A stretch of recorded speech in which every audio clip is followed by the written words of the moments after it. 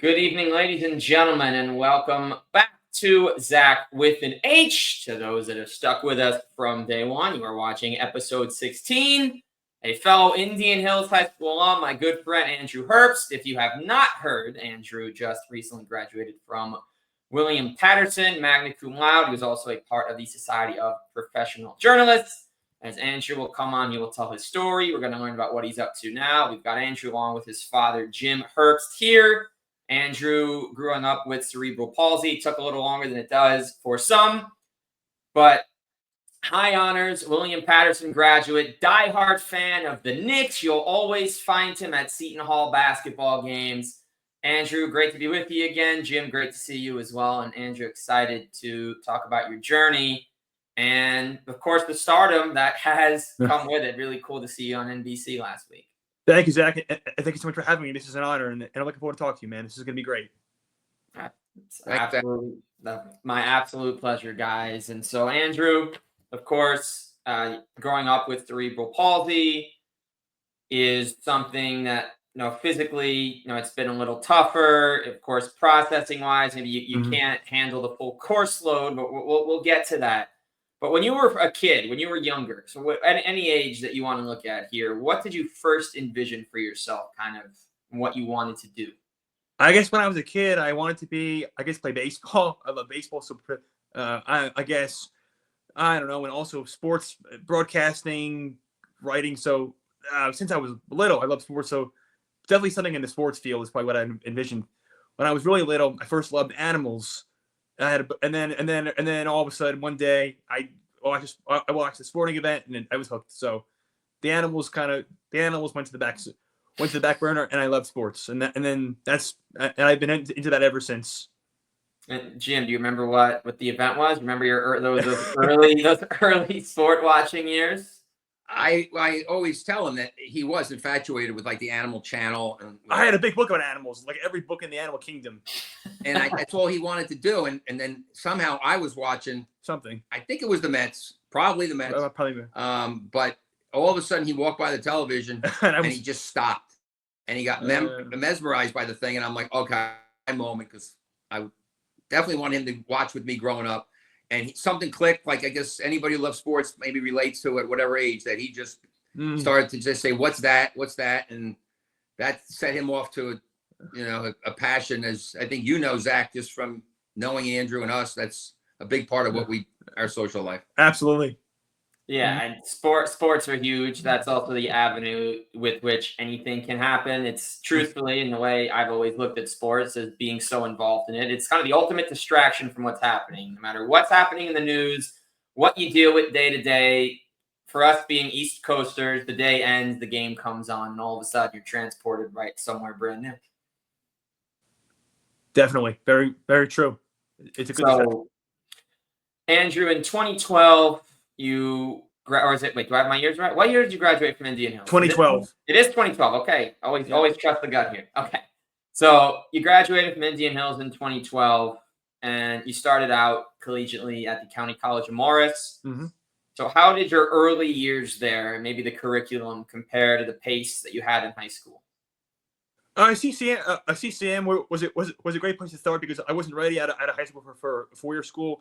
And it was good because I got my gen eds out of the way, and I became a better student, and I learned how to pace myself academically and just study. And they had a really good program there for students with disabilities, and it was just a really good place to start. And a nice small campus, so the classes were smaller, and it was a great place to start.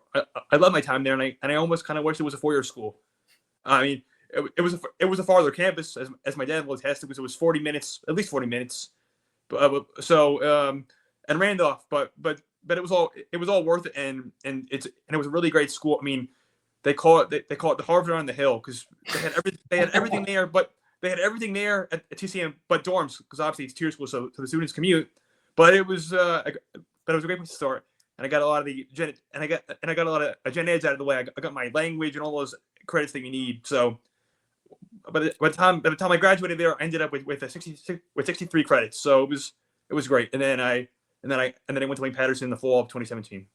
And so while you were there and kind of at the tail end of Indian Hills, maybe this is a backstory, maybe it's not, but the J&S Sports Store, which your dad owns, and you worked there, I know, for 7 years. Appreciate the great stuff from over the years. But how would you summarize your time there, and maybe how did that kind of help you even be more involved in just sports overall? Because one case you're watching, and here you're actually your hands on in there. Right. Well, it was like it was like right into like my wheelhouse, because like I enjoy talking to people about sports, and we wanted to make it like almost like a mini cheers. People would come in and they would talk to us about the game, and it was fun. Like I would help people with questions, answer questions, and take their emails. So it was kind of right into my passion. And Janice, and it was fun working as a family. So working with my dad and Eric on Saturdays, and our mom would come up, and one of the biggest highlights of Janice was all of our autograph signings. We had signings, many different signings. We had Reggie Jackson, Don Mattingly.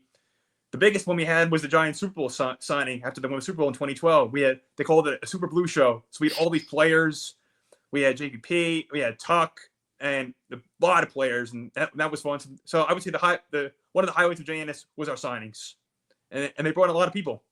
And and Zach, if I can interject at that too, is that so Andrew has a twin brother, Eric, who they were both born very prematurely, which has really resulted in some of the things you've mentioned. Andrew has had 3 brain surgeries, 2 very early on in his life. So when around 2008, 2009, I started to think about doing something in the world of sports that could be more of like a retail situation where we would be out there together and kind of help the boys start to overcome maybe some of those obstacles. And Andrew alluded to like just the ability to just interact with people, just to get out and learn a little bit about business and managing inventory and answering questions and really just marketing skills, things like that. So that was really the intent of the store, was for both the boys to just, get out of that little world that they were in, that all those different experiences they had that really set them back as far as just, having opportunities. So it was, as Andrew said, it was great. And he did a really wonderful job. He would maintain our email list. And whenever we did a signing, a whole bunch of inventory, things like that. So I think that helped you, right? But definitely gain confidence and learn skills and just dealing with people, really. Just good customer service stuff. Just learn how to just manage. I do remember, Zach, you talking about like County College of Morris. Like from a parent's perspective, it was exciting to see Andrew. When you're in high school and you have some special needs, Indian Hills was great. They have programs and to help. I don't want to say protect, but to kind of make sure things are going the right way. That all of a sudden now you're much more out on your own. Right. And certainly whether it's community college or not, and Andrew said, a great reputation at County College of Morris. I remember a guy came into our store at one point and he started talking to Andrew, and it just turned out coincidentally he went to Penn State, this guy, and they were using the same book that Andrew had at CCM. So now you're getting thrown a little bit to the wolves, which we wanted to. Right. And I think that was a tremendous step for him. Because you don't know anybody when you start there at Indian Hills. By the time you're moving along, everyone kind of knows Andrew and his brother Eric, and so we were happy to get him a little bit more out of the shell, if you will. Right. Yeah, and kind of building off those years, Andrew, and I still follow. You've had the Queen's Faithful blog recapping every single Mets game. You've been doing that since 2014. So that's right. When did the idea to launch that come to be, and what does it tell you that now in year 12 we are still reading Andrew Herbst game recaps? A friend of mine, was a big Met fan. He started it. He and another guy started it way back that I met at TCM. He wanted to start a blog, and he was like, "You want to write?" I said, "Sure." And then he was like a marketing major, so he's much more tech savvy than I am. So he designed the site, and then eventually I just kind of became like content creators, and I do the recaps, and it's just really fun, and I enjoy it, and it's just a fun way to keep my writing skills, and it's just something that I enjoy. And then of course during the high school off season, I still do a lot of the off season news, and It's just this passion of mine. It's just something that I really enjoy doing. And what does it also say about kind of your stick-to-itiveness? Because I know many people and a lot of folks, there's different trends, right? There are times people start blogs and then they don't have the time for it. People start podcasts and then all of a sudden they kind of falter. But again, 12 years, and especially when we think about when you started in the mid-2010s, a lot of people were blogging, and we do still see it. We've kind of seen a lot of things aggregated. So how does it feel knowing you're still with it? The same website, the same URL, and the same good old Andrew. I think I just that I like to stick with things, and just I don't like to see things die if there's still something there. So just kind of I like to just keep going, and just I don't like to just I like to just not give up and just keep going. I think it's just being persistent and just making sure that they're always there to kind of do the post, and just being accountable, I guess. So I just think it just keeping busy and just, I don't know, holding yourself accountable, I guess. Yeah, and Jim, I know you can attest to this too, but between the Mets, who have had a couple of playoff runs in a row, yeah, the Knicks, who were 2 wins from the finals, to going to all the Seton Hall games, a place you also graduated at the Prue a couple weeks ago. Yes. How great is it just to be able to, well, first off, to have these teams to root for, to have the passion for this long, but then also to be able to regularly go watch Seton Hall? Because I know that while they don't produce all that many NBA players, there have been a few very good ones. It's definitely clear, especially with college ball, that you get a very tight-knit relationship watching these guys. And I know you were able to meet some of these guys too. How has the fandoms kind of been for you? And which team, if you had to pick one, it's the worst question. I would hate this question, but I do want to ask it. Which team is your favorite out of that mix? With all due respect to the other two, of course. I would have to say Mets out of all the teams, just because of the family connection. My dad's father, he was Brooklyn Dodgers. And so once the Dodgers left for LA with the Giants, he became a Met fan, and my dad became a Met fan. So the Mets are really like a family connection because it's generational.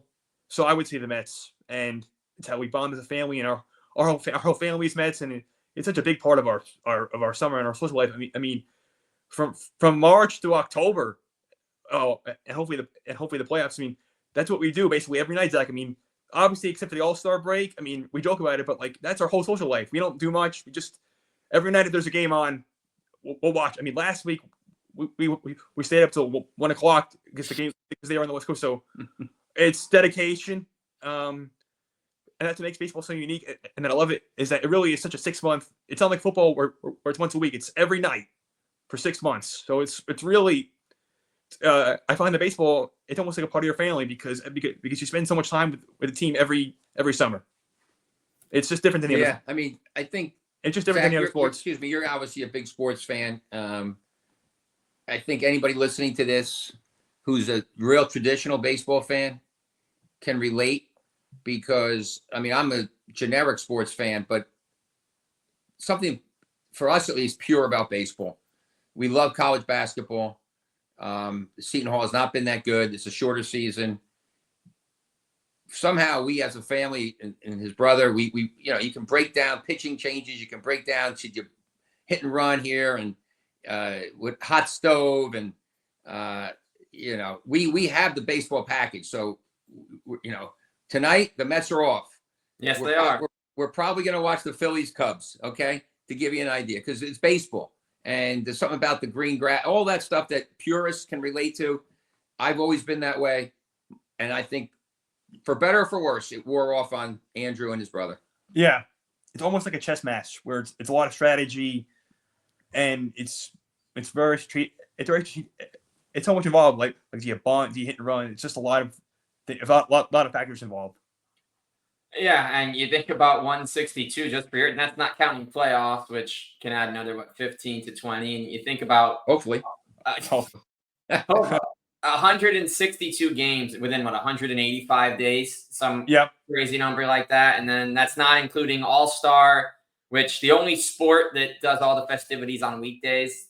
Maybe they'll someday change it, but the Derby on Monday, the game on Tuesday, couple of quick days off. But yeah, how'd you feel, guys, about a certain Mr. Soto going from New York to New York? That was a great day, and because it was early December, it was like Christmas came early.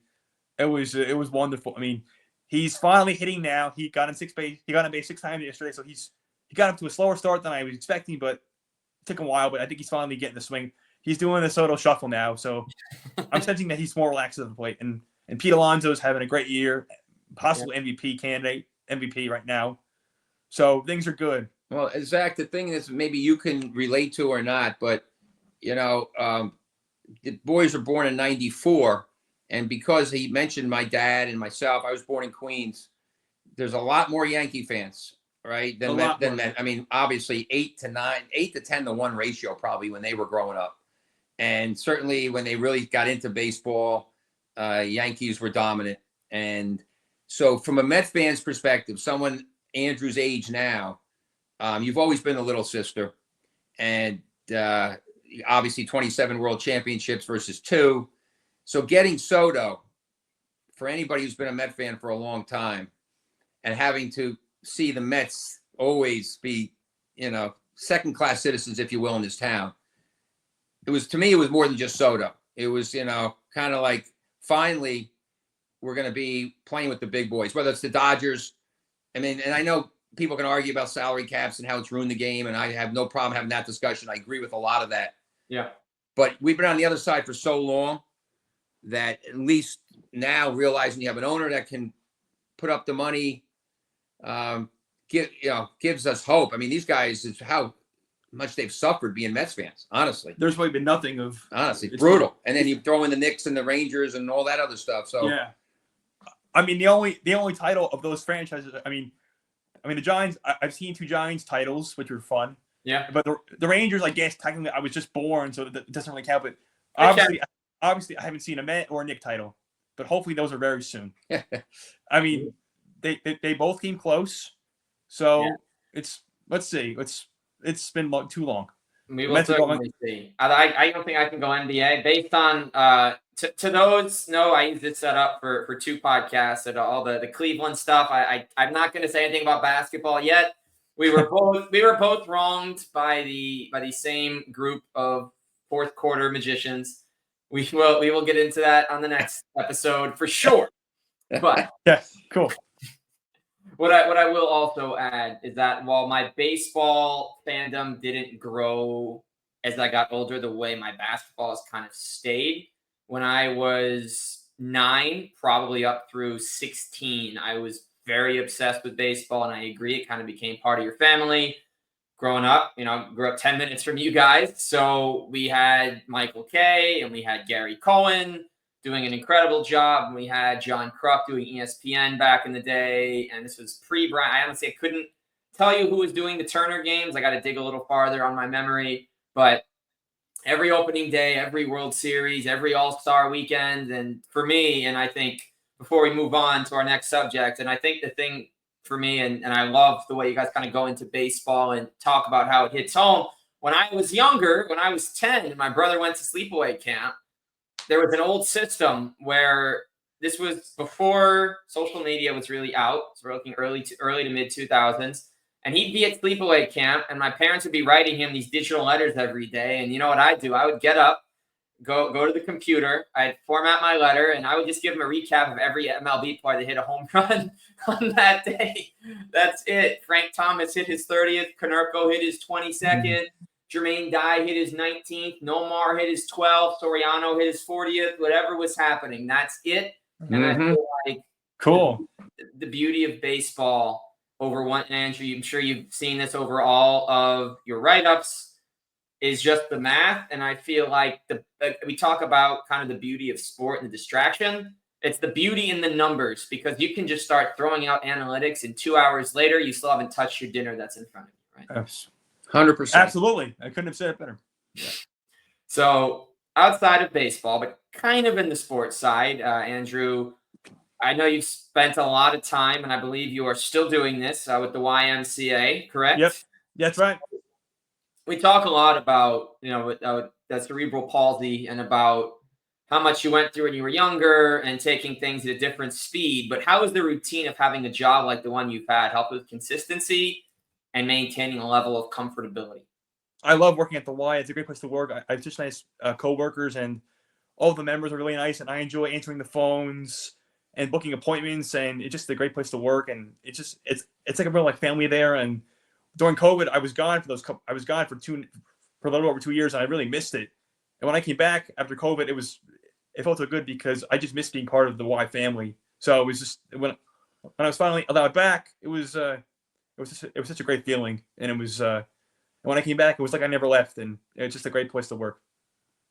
That's honestly the best thing you could possibly hear, right? You find something that you can do, that you want to do, and then you get there and you almost kind of feel a tug at your heart almost when you can't be there because it's the best part of your day over a lot of days, right? You're doing what you That's love. right.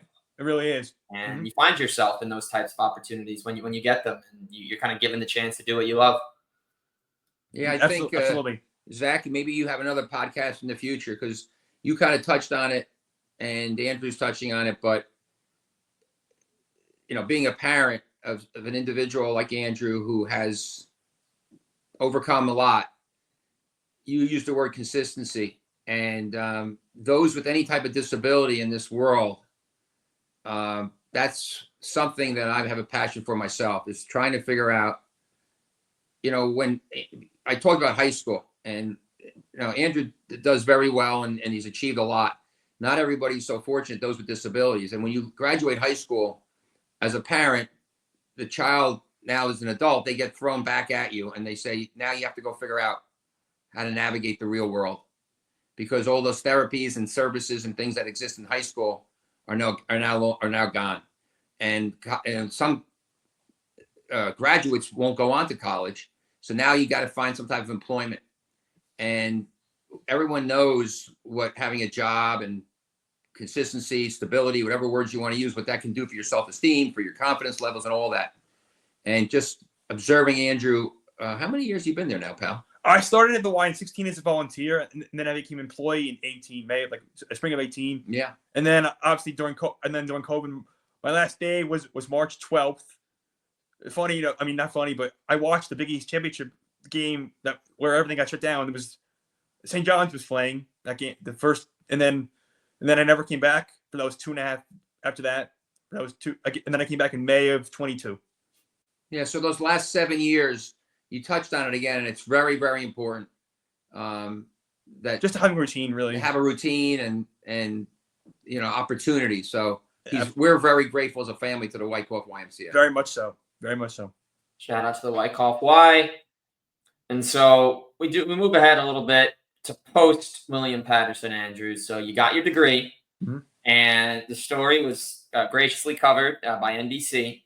So how did it feel to know not only that you were able to complete your journey, but that you were given that big platform to tell your story and inspire others who might be dealing with something similar? It was really cool, and it was something that was totally unexpected, because what happened was back in April, I was interviewed by William Paterson, by the marketing team, because they look for students that have inspiring stories. So they reached out to me, and I talked to them, and they had said, we're going to try to get you on TV. And they tried it with CBS, but it didn't work out. So then I didn't hear back from anybody, and I'm sitting, and this is all during the ceremony. I'm sitting there at the ceremony while it's going on. They're speakers, and then I see the marketing team, and I see a camera crew, and then the marketing team says, they say, Andrew, can you come here? Can you come? I say, okay. And they say, Andrew, NBC's here. Can you talk to them? I say, you mean like right now? They say, yes. And this is why everything is. So I was like, okay. And I'm really, really nervous, because I obviously wasn't. And so the camera guys there, the lights were on. It was hot because I was wearing my cap and gown. And there's a lot of people in there. So the reporter, he had a microphone, and then he put a microphone in me, and then I just started, and then they asked me questions, and it was really cool. And as it turned out, I could see my family sitting in the stand from where I was sitting. So then after my interview was done, I could see them talking to my family up in the stands, and that was really cool too. And it was just it was It was totally unexpected, but it was a wonderful surprise and a wonderful memory from that day. And so many people have reached out to me that I haven't talked to in years. They texted or Facebook, social media. They said, "I saw you on TV," and that was really special. That was really cool. And that could be the first of many. Truthfully, as we get on, you and I have had many in-depth conversations about games and about different things over the years. And from my perspective, what I've always enjoyed is your thoroughness, which very much came across. And to anyone that has not seen Andrew's interview, you can find it on YouTube or on Facebook. If you go to Google and type in Andrew Herbst, William Paterson, NBC, it will show up immediately. I have done that. I have checked a couple different searches, make sure we can spread the word. But you articulated beautifully the same way we do when we generally talk. So from my perspective, yes, the nerves are always going to be there, right? The lights come on and you don't know what's happening. You have 30 seconds to prepare, but I've always noticed kind of the meticulousness in the way that we've talked about games. Because when we first met, the Knicks were in a weird spot. I know they had just gotten Amari. Yeah. And this is before fire extinguisher gate. Mm-hmm. And kind of the level our conversations have gotten to, wherever we've gone, wherever we've been, it always comes back to what is happening with the Knicks. And I do have to ask for that reason on that note. Thoughts on Tom Tibbs getting the boot? I think I was kind of ready for a change. The defense I was very disappointed in the defense. Sloppy play, a lot of turnovers. I think it was just time, and I think maybe they needed like a more modern voice, just who's more offensively oriented. I think Tibbs. I think the game might have passed him by a little bit. And he seems to just be too hard, like on the starter, and he doesn't focus on the bench enough. So I think the starters, by the time they played the Pacers, I think their legs were shot, and they just ran out of gas. And by game 6, how poorly the defense was, I think the legs were exhausted, and the offense with Brunson, I think, was a little too much ISO, just a lot of dribbling and not enough moving and cutting. It was just a boring offense. So I think a new voice, I think might have been needed.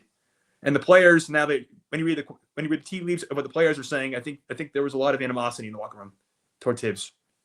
I think they felt that he ran them into the ground, just by the quotes by what Bridges said and others said, that he was just too hard on them. Could not have thought anything better than that. I very much agree. And that is as someone that is not a Knicks fan. But Jim, I mean, listen to him talking right there, and that sounds like the voice that you would hear when you're turning on to listen to coverage at whatever time, whether it's pregame, postgame, halftime. Yeah, no, you're right, and we've talked about it, and he's. I think he's right on. A lot of people were surprised, but I think he hit the nail on the head. To me, was. And we don't know the truth unless you're in the locker room, obviously. And no one's really talking much. But the fact that he played basically 6.5, 7 guys all year, 40 minutes plus a lot of guys. It took its toll. And then finally, somehow, religion took over at one point, and we started out of desperation. All of a sudden, it's like, hey, this guy can shoot. This guy can shoot. It was too late. But the only thing is, I'm confused, Zach, is that I thought when they fired Tibbs, they had a plan B, like imminent. I thought for sure we're going to hear something within 48 hours, right? Yeah. And now apparently they didn't. So they must have really had a reason to really want to get rid of him. Because right now, I just heard somebody told me maybe Luke Walton's a candidate. And I'm thinking, I did wow. hear. Right. I'm thinking, man, I thought for sure it was be Danny Hurley. Jason Kidd's not available.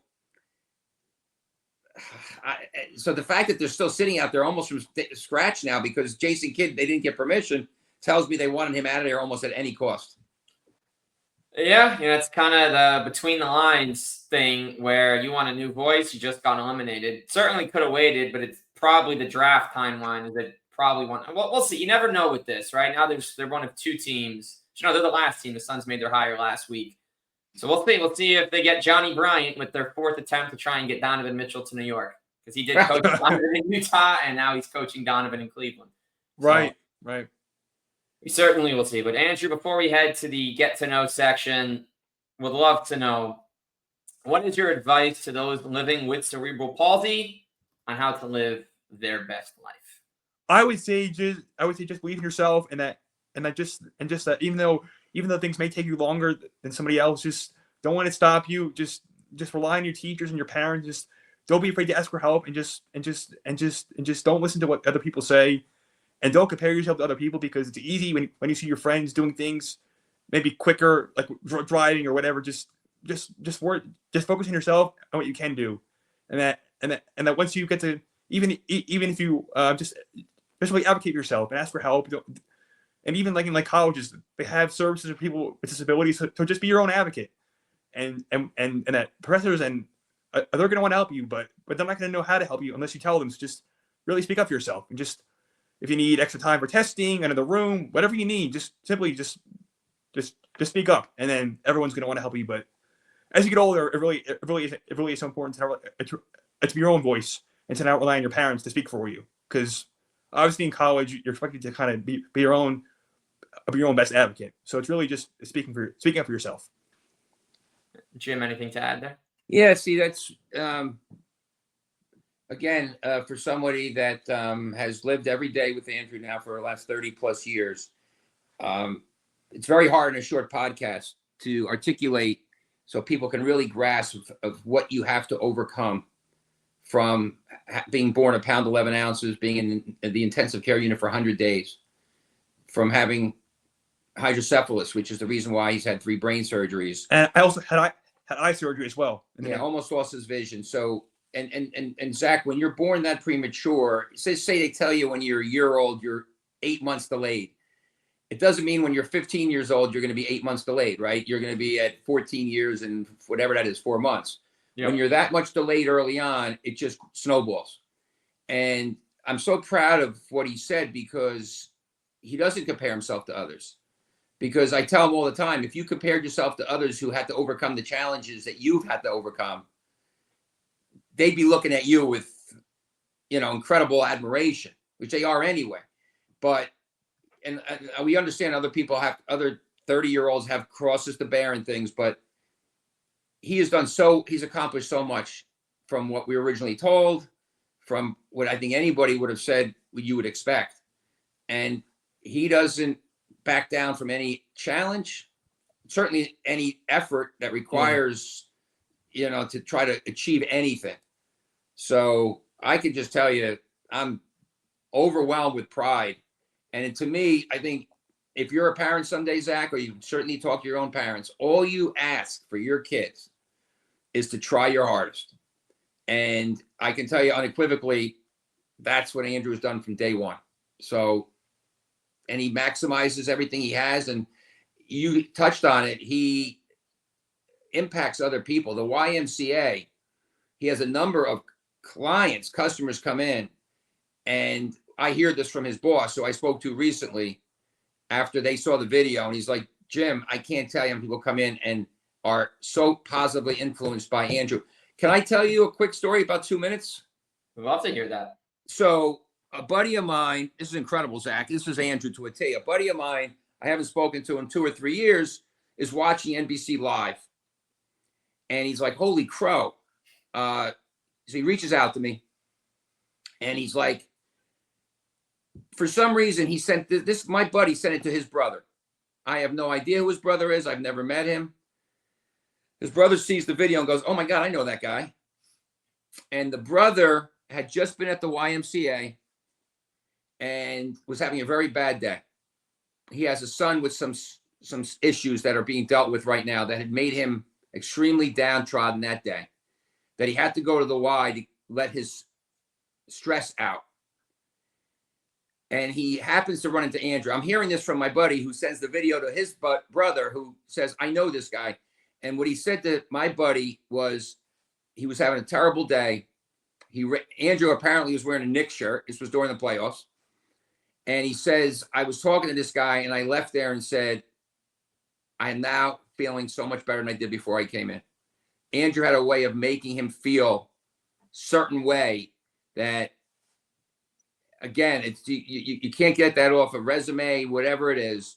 And that, Zach, if you think about things that would make me proud, and totally kind of a circular thing, it's like, you got to be kidding me. But, and I never would have known that story if it wasn't for NBC. But how many other times are people leaving the YMCA, meeting the guy at the front desk, and walking out of there and saying, "Man, I'm having a better day than I did before I got in here." It's a special guy right there. Oh, thank you. Anyway, thank you, Dad. That's Andrew. Thank you, Dad, and thank you, Zach. And so we talk about Andrew, and we talk about what you've overcome and your journey. Now we're going to get to know the person behind that. All right, cool. My favorite segment on Zach with an H, where we've gotten some very unique quotes. My favorite takeaway from this segment was finding out that Steve Max, who does the NBA and college halftime shows, Simon Says, claims, and he travels across the country, he claims that the best Chinese takeout is in Utah. So when I eventually get out there, I'm going to take him up on that. We go through the claims. There's a saved list of who says what. So anything you say here might be fact checked by this host later on. Right. Keep that in mind. Okay. So we're starting out, keeping it simple, Andrew. Favorite book that you've read?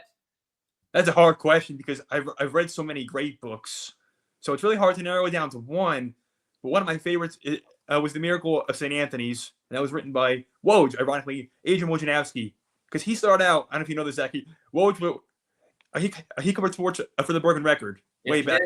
So he wrote the book, and I just love that book because I learned so much about the St. Anthony's program. Obviously, Bob Hurley Sr., Bobby, the son, and of course Danny and the whole family. So that's one of my favorite books I've read, and I just read a lot of I enjoy biographies, so like biographies and like Vince Lombardi.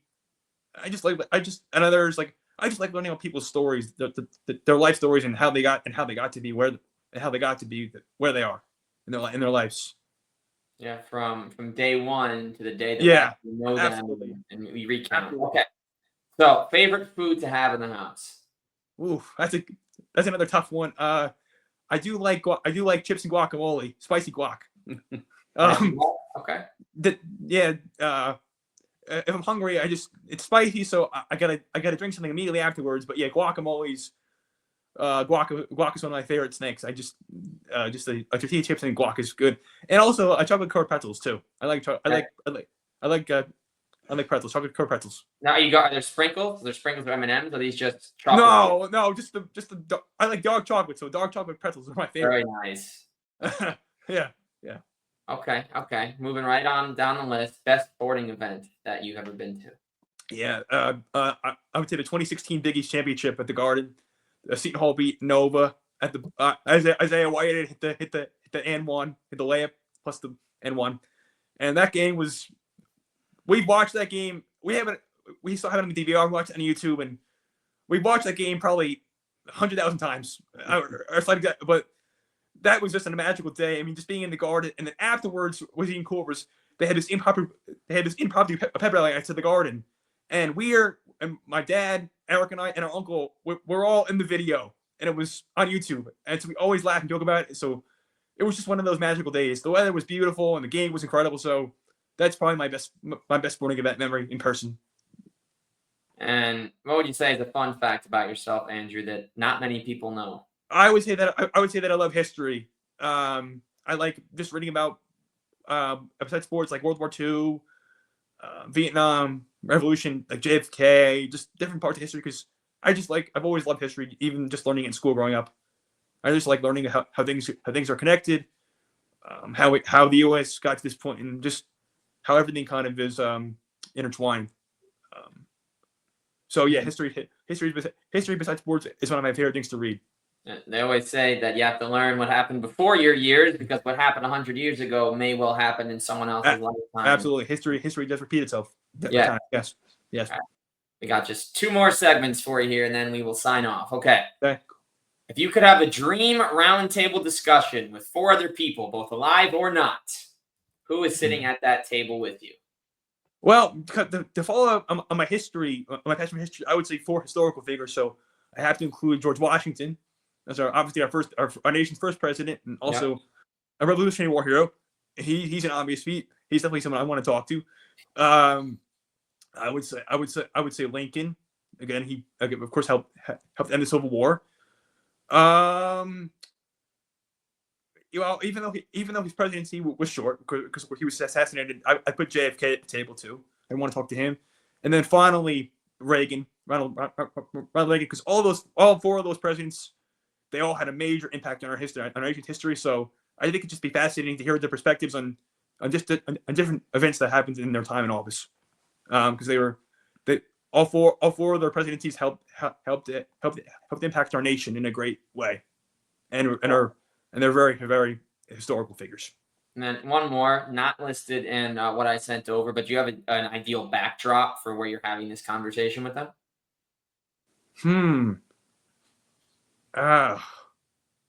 Maybe like the White House Rose Garden, like somewhere like that. Okay. I'd love to be at that. I'm gonna sneak my way into the back entrance so I can watch it. The Rose Garden outside. I want it to be like in the White House, but inside, I think outside. Now, of course, the weather has to be nice. Yeah, it will be. This is a dream scenario. All right, it's nice. It's a nice spring day because it's not too hot. So, in the Rose Garden. Zach, can you imagine sharing guac and chips with Lincoln and JFK? I honestly, I cannot. We're in today's day and age. AI would make it happen. I don't want to visualize that. I could actually kind of picture it, although it's a lot to think about at once. Andrew, that is a beautiful image, honestly, to think about history. And yeah, it's like, hey, you want more dip? I can go get more dip. In between. All right. Some historic words that you're getting to hear in the same space. So we got one more for you, Andrew, and Jim. Feel free to jump in on this one too. A start, bench, cut. This is one I created and love to ask. Sandwich, wrap, and panini. All right, so I'm gonna start the sandwich. Okay. Because sandwiches, it's a little more hearty. I don't know. Yeah. Kind of like, I mean, if I want to go healthy, I have a nice turkey sandwich with some cheese and a nice roll. But I mean, be honest, if I'm gonna be a little more unhealthy, I'm gonna go all out. I'm gonna have a nice Italian sub. I like Italian or cheesesteak.